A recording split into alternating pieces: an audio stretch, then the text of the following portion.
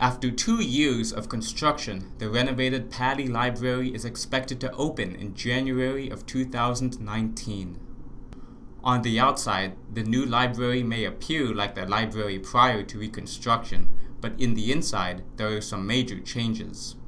With 2 stories of space, skylight windows, collaboration rooms, a computer lab, and many more facilities, the new library is a far cry from the one before.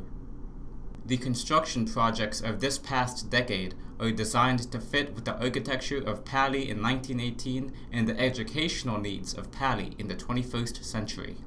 Library media specialist Rachel Kellerman tells how Paly's architectural history has changed over time. So the library has a 125-year-old journalism archive, and from reading and digitizing and organizing that archive, I've learned a lot about Paly's history. In 1919, they said they wanted to utilize the artistic possibility of the site.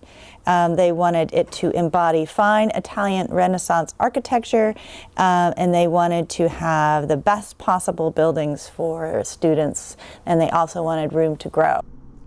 Construction designs in the 1960s favored practicality rather than the antiquated architecture from before.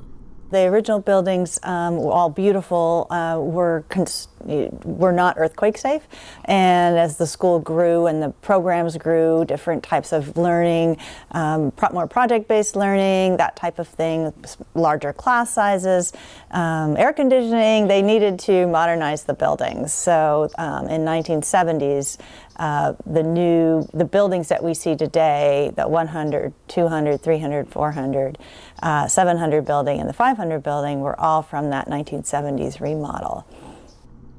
Now, current buildings attempt to recapture the style of early Paly architecture while still conforming to the needs of modern education.